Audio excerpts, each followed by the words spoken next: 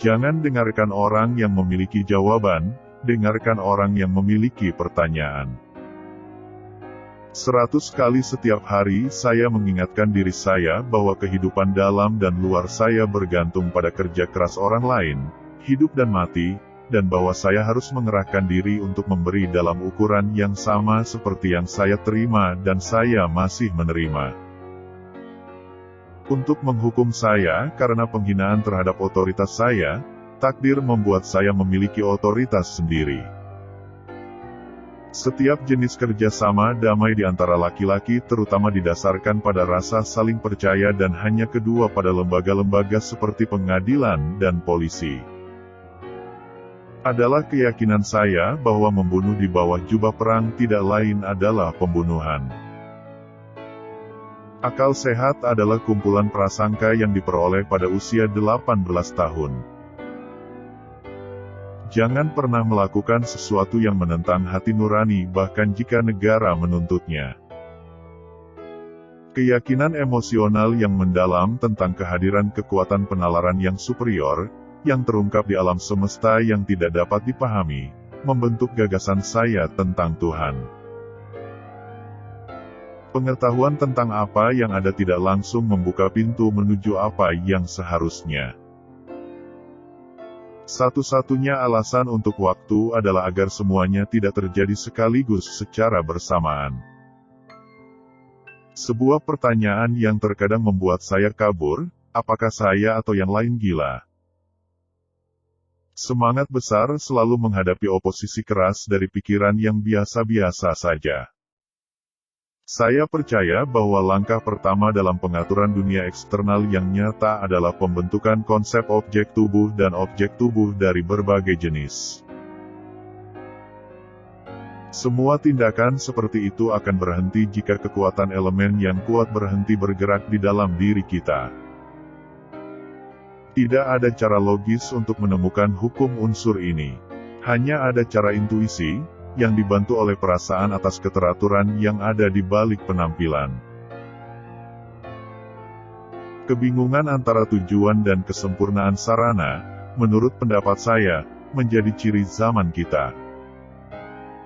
Belajar dari kemarin, hiduplah untuk hari ini, berharap untuk besok. Yang penting jangan berhenti bertanya. Curiosity punya alasan tersendiri untuk eksis. Kita tidak dapat menyelesaikan permasalahan kita dengan pemikiran yang sama seperti ketika kita membuat masalah tersebut. Kehidupan yang tenang dan sederhana membawa lebih banyak kebahagiaan daripada mengejar kesuksesan yang dikombinasikan dengan kegelisahan yang konstan. Sejauh yang saya ketahui, saya lebih memilih kebisuan yang diam daripada kebajikan yang mencolok. Berusahalah untuk tidak menjadi manusia yang berhasil tapi berusahalah menjadi manusia yang berguna. Beri nilai dari usahanya jangan dari hasilnya. Baru kita bisa mengerti kehidupan. Seni tertinggi guru adalah untuk membangun kegembiraan dalam ekspresi kreatif dan pengetahuan.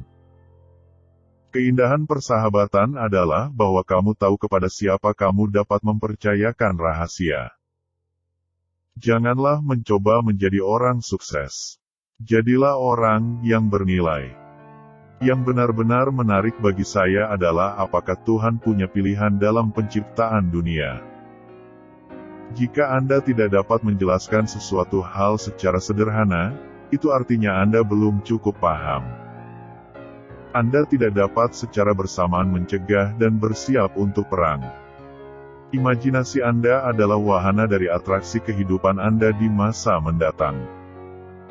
Semakin hukum matematika menunjukkan realitas, menjadi semakin tidak pasti, semakin tidak menunjukkan realitas.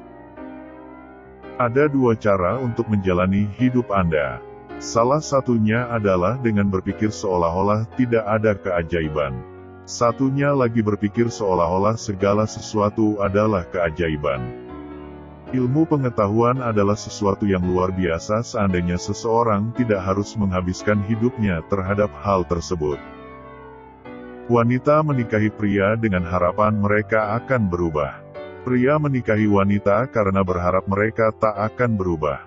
Karena itulah, masing-masing biasanya akan kecewa.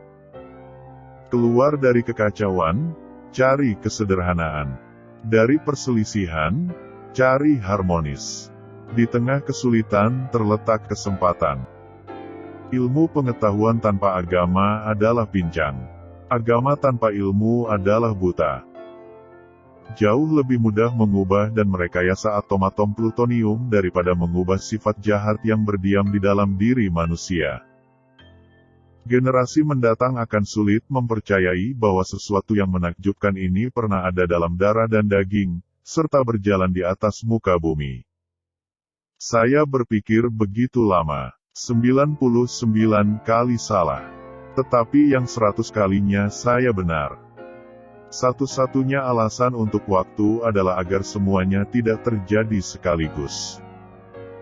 Kemarahan besar hanya ada di dalam dada orang yang bodoh.